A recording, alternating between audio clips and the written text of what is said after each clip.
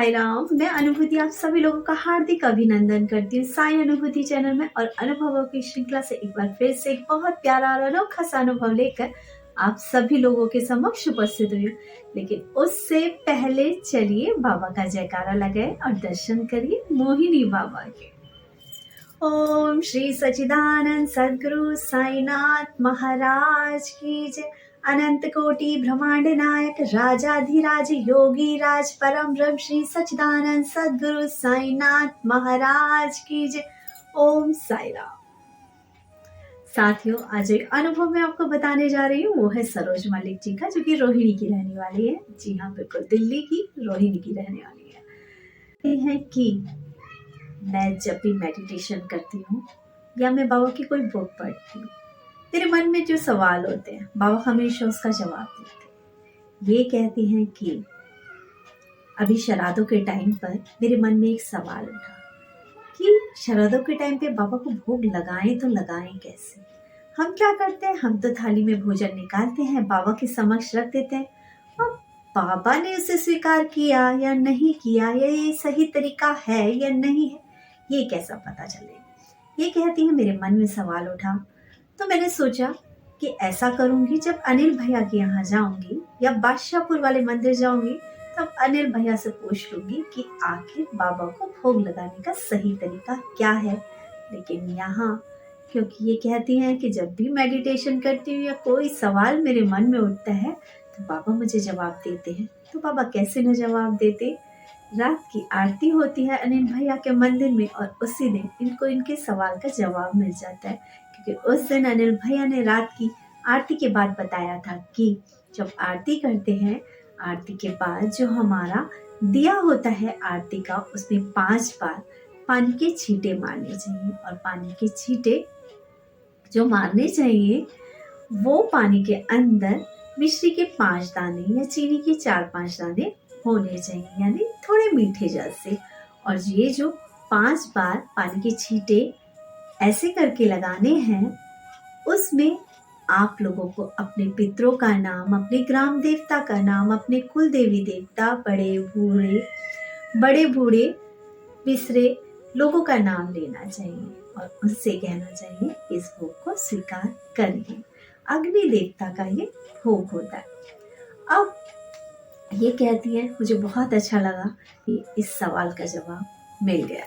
ये कहते हैं कि इसी तरह समाधि दिवस के दिन मेरे मन में ये ख्याल आया कि मैं बाबा को सुलाना चाहती हूँ, लेकिन मैं बाबा को सुलाऊं कैसे। मेरे पास तो कोई खड़ा स्वरूप है नहीं, और मेरे पास जो स्वरूप है वो पत्थर पे बैठे हुए बाबा का है। मेरे पास एक छोटा सा स्वरूप है जो कि इंडेक्स फिंगर के बराबर का है, लेकिन वो भी स्वरूप ऐसा ही है जिसमें बाबा पत्थर पे बैठे हुए हैं। तो क्या इस तरह के स्वरूप को सुलाना सही रहेगा?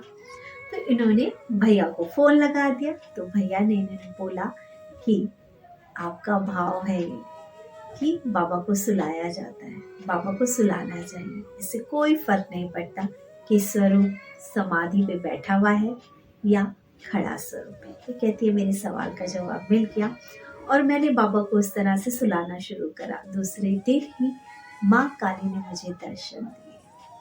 ये कहती हैं कि मेरे मन के सवाल उठे, ये दोनों ही बार, एक बार बाबा ने मुझे ज्योत में दर्शन दिए और एक बार माँ काली ने मुझे ज्योत में दर्शन दिए। ये कहती है मैं अपने आप को ब्लेस फील करती हूँ कि ईश्वर, मेरा साईं, मेरा भगवान मेरे सवालों के जवाब किसी ना किसी रूप में मुझे दे ही देता है।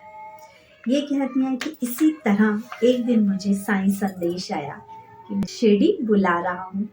ये कहती है इस संदेश को सुनकर मैंने बाबा से कहा ऐसा थोड़ी ना हो सकता है, पॉसिबल ही नहीं है कि मैं शिरडी आ जाऊँ, क्योंकि अभी 23 दिन तो बीते हैं, कैसे आ पाऊंगी इतनी जल्दी। नौकरी थोड़ी ना करती हूँ, घर वाले अलाउ थोड़ी ना करेंगे, पैसे कहाँ से लाऊंगी आने के लिए।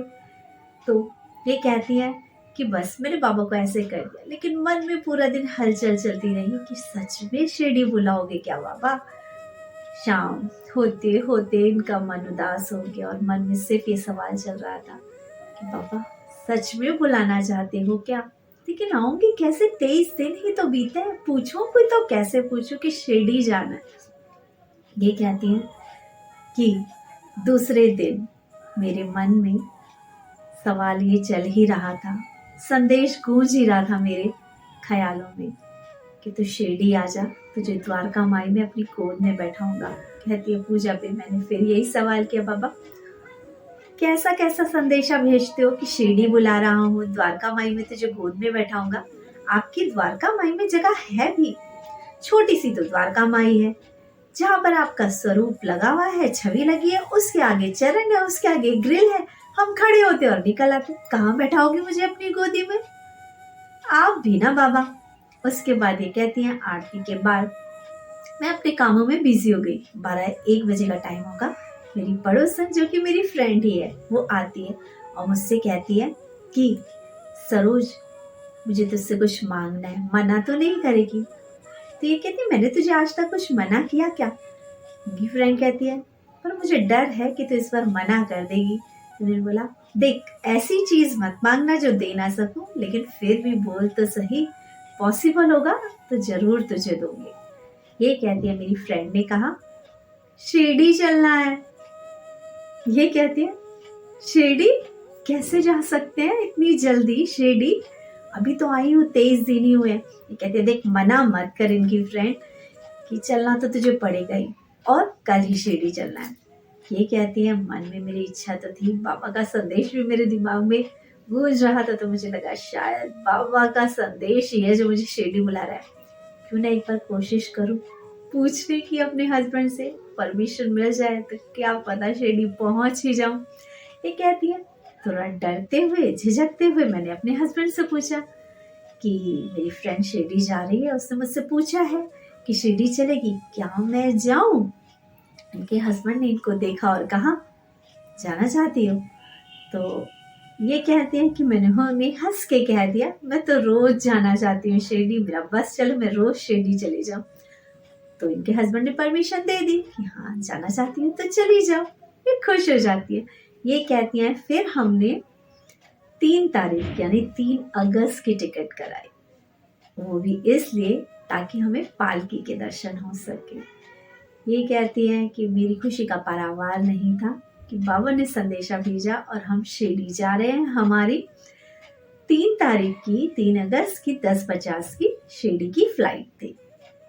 ये कहते हैं कि जब हम एयरपोर्ट पहुंचे तो वहाँ पे जब चेकिंग कराने के लिए जो पर्स था मैंने मशीन में डाला और मैं आगे निकल गई, लेकिन मेरा पर्स बहुत देर तक बाहर नहीं आया। कहती है मैं डर गई, क्या हो गया आखिर, पता नहीं क्या चेकिंग हो रही है मेरे पर्स की। ये कहते हैं डर सिर्फ इतना था कि मैं हर बार अपने बाबा के एक स्वरूप को शिरडी लेके जाती हूँ। मेरे पास एक अष्ट धातु का इंडेक्स फिंगर के बराबर का स्वरूप है। जब से वो मेरे पास आया बाबा मुझे बहुत जल्दी जल्दी शिरडी बुलाते हैं। आज कहीं वो निकाल ना ले, कहीं उसे फेंक ना दे, मन में ढेरों सवाल थे। ये कहते हैं मशीन जो चेक कर रहे थे वहाँ पे एक सरदार जी थे। बहुत देर से दूर से एक आवाज आती है कि ये पर्स किसका है। ये कहती हैं कि मैं गई, मैंने बोला कि मेरा पर्स है, तो कहते इसके अंदर तो बाबा हैं। तो कहती है कि हाँ मैं हमेशा टोकरी में लाया करती थी, लेकिन इस बार मुझे लगा कोई मना तो नहीं करता है ले जाने के लिए, तो मैंने पर्स में ही रख लिया इस बार। तो ये कहते हैं कोई बात नहीं। कहते फिर उसके बाद थोड़ा आगे बढ़ी तो वहाँ जो और गार्ड्स थे, मैंने ये पूछा कि आप दर्शन करोगे, तो फिर मैंने निकाल के दर्शन कराए। ये कहते हैं जब मैंने अपने पर्स में से निकाल कर बाबा को लोग दर्शन करा रही थी तो सरदार जी उठ कर आए और बाबा को प्रणाम किया। ये कहती हैं कि बाबा ने जो मुझे संदेश दिया वो झूठा नहीं हुआ। बाबा ने मुझे शिरडी बुलाया, बाबा की हमने पालकी देखी, बाबा की गोद यही है कि उनका इतना प्यार मुझ पे कि 23 दिन भी नहीं बीते और फिर से मुझे बुला लिया। इसे बाबा का प्यार ही तो कहेंगे, इसे गोद में उठाना ही तो कहेंगे कि देखो ना कौन जा पाता है इतनी जल्दी जल्दी। किस्मत है मेरी जो बाबा ने बुला लिया। इसी के साथ सच आपकी भावना डिपेंड करती है कि बाबा आपसे कितना प्यार करेंगे। जैसा भाव रहा जिस जन का, वैसा रूप हुआ मेरे मन का। सच है, तभी तो हम देखते हैं कि हर भक्त की अनुभव, हर भक्त की जर्नी साईं के साथ डिफरेंट है। किसी को किस तरह का अनुभव, किसी को किस तरह का अनुभव। हर इंसान को सब कुछ मिलता है उसकी श्रद्धा, भक्ति और विश्वास के अकॉर्डिंग। इसी के साथ आप सभी लोगों से ये कहना चाहूंगी, बाबा को दिल से प्यार करिए, दिल से चाहिए, बाबा से बाबा को मांगो। सांसारिक वस्तुओं के लिए नहीं, बाबा को बाबा के लिए मांगो। अपनी आत्मा की शांति के लिए मांगो बाबा को। जिस दिन बाबा से बाबा को मांगोगे, बाबा खुद आकर बैठ जाएंगे। जरूरत भी नहीं पड़ेगी आपको उसका मोल चुकाने की, क्योंकि बाबा भाव के भूखे हैं। आपका भाव जैसा होगा, बाबा वैसे ही खींचे चले आएंगे। जैसे बाबा अपने भक्त को खींचते हैं, उसी तरह हमारे भाव में भी, हमारी भक्ति में भी इतनी शक्ति है कि हम अपने साईं को खींच लाएं, अपने साईं के समक्ष बैठ पाए, अपने साईं को अपने दिल में बसा के देखिए। वो हर पल हर जगह नजर आने लगेगा। वो हर पल साईं की तरह आपके साथ होगा। जिंदगी में यदि सच्चा संतोष चाहते हो तो सांसारिक वस्तुओं की जगह ईश्वर से ईश्वर को मांग के देखो। वो संसार की सारी चीजें आपके कदमों में बिछा देगा। इसी के साथ ओम साई राम, जय साई राम। चैनल को ज्यादा से ज्यादा शेयर करें, लाइक करें, सब्सक्राइब करें और जो प्यारे प्यारे अनुभव आप अपने पास सहेज के बैठे हैं उसको चैनल के साथ शेयर कीजिए। और हाँ, बादशाहपुर वाले बाबा का 3 दिसंबर 2023 को जन्मदिन मनाया जा रहा है, जिसमें विशाल पालकी का आयोजन किया जा रहा है। अधिक से अधिक मात्रा में आकर पालकी में सहयोग दीजिए। यदि आप कोई दान करना चाहते हैं, पालकी में अपना सहयोग देना चाहते हैं, तो स्कैनर चैनल पे शेयर किया जा रहा है।